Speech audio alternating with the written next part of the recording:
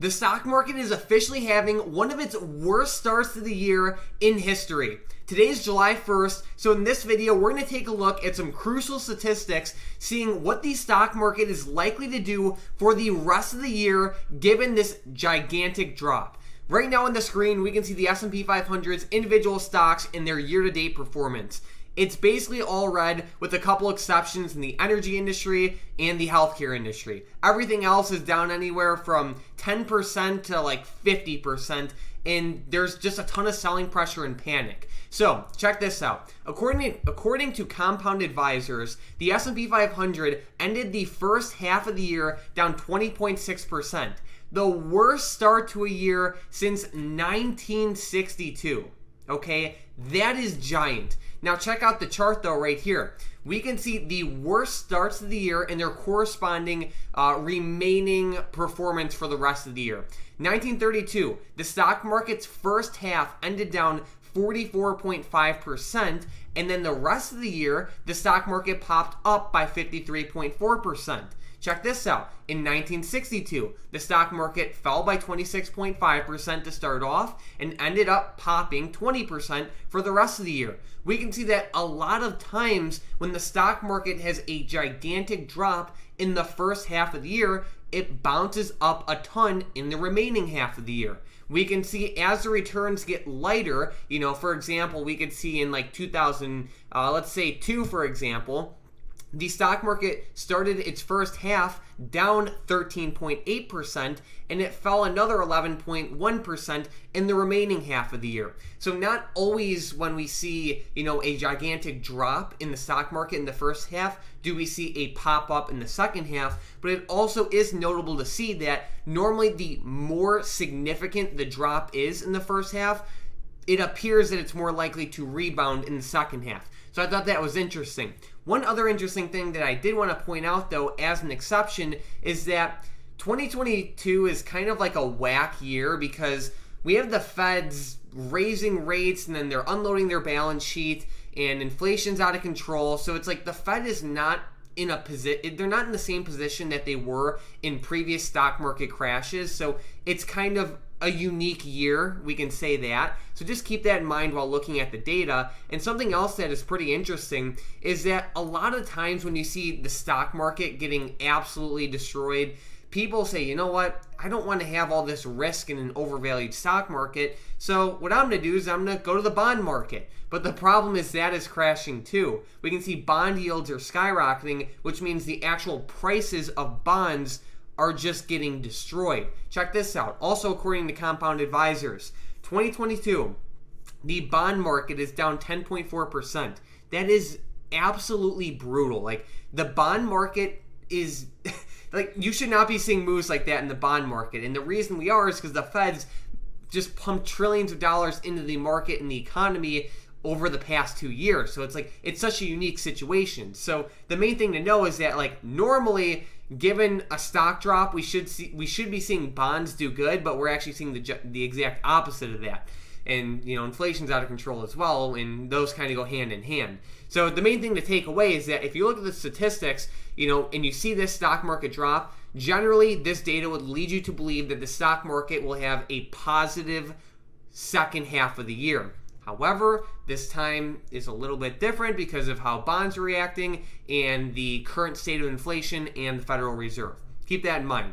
One good thing I did want to point out, though, is that commodities have been cooling off quite a bit lately, which should kind of tame inflation a little bit, but it's going to take a little bit for this data to actually have an impact on the inflation reading. We can see cotton prices plummeted over 40% recently, which, it's just good overall to see these prices slowing down. Soybeans are down from their highs, wheat's down from their highs, corn's down from the highs, so it's all good to see that calming down. Even oil is starting to stay a little bit stagnant, which is better than it increasing at the unsustainable pace that it was. And the reason this is good is because it's going to, slow down inflation a little bit, which will lead the Feds to maybe not hike interest rates as aggressive as they might have if these commodities continue to rise like they were in the past. So it is good to see these commodity prices slowing down. But looking at the stock market on a day-to-day basis, it's brutal. Some days we're up 3%, 4%, maybe 5% on the good days, and then the next thing you know, the stock market's right back down. But here's what's interesting that I've been seeing. We're looking at the SPY right now, which, is just the overall S&P 500 basically. What's interesting is that when you look at some of these stocks, and not all of these stocks from the S&P 500, but if you look at companies like, let's say, Roblox, it's a pretty popular growth stock. For the most part, it has been absolutely flat / up over like the past 2 months almost. You could say month and a half. You can say the same thing with Chewy. It's actually up and it's rising. You can say the same thing about Zoom. Over the past couple months, it's actually up. So what's weird is that we're seeing the stock market drop down. So initially, when we saw everything start to crash, we were seeing the growth stocks fall before anything else. So companies like DraftKings and Square and Roblox and Zoom, they started falling long before any of the companies like Apple or any other of those powerhouse companies started falling. But now what we're seeing is the growth stocks starting to at least stagnate, which is good, but the S&P 500 is still being dragged lower. Why is that? The companies that are leading the S&P 500 lower right now are not what you might think. Check this out. We'll go back to the heat map for 1 second.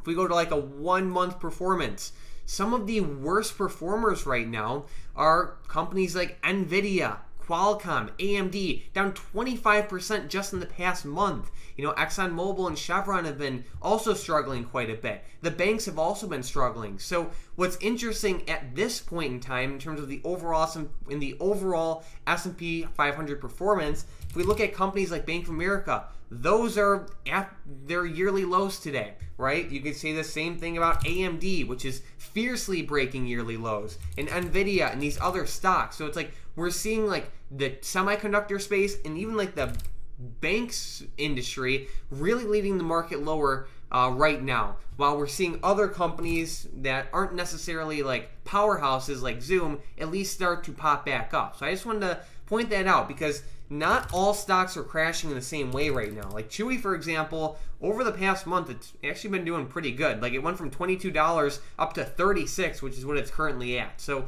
keep that in mind. Not everything is falling in the way you might think. But the last thing I wanted to point out is the bond market. Right here on the chart, we could see the U.S. 2-year Treasuries. These are starting to calm down, which is good to see. The Treasuries is like the bond market, basically. When we see these rise up, it kind of really hurts stock prices because when you have an opportunity to invest your money elsewhere in a quote-unquote risk-free investment, it's not risk-free, but a lot of people like to refer to Treasuries as risk-free, then it makes it less attractive to buy some of these high-flying growth companies. So we are starting to see those calm down a little bit, but overall, looking at the important statistics that you want to see, looking at the data historically, we would be led to believe that the stock market will have a positive rest of the year, given this drop. But 2022 is crazy, so only God knows. Besides that, thank you guys so much for watching. Make sure to subscribe if you like the video, and let me know what you guys think about this market. You think we're headed for a nasty recession, or are we towards the bottom? Let me know your thoughts in the comments down below. Have an amazing weekend, and thank you guys so much for watching.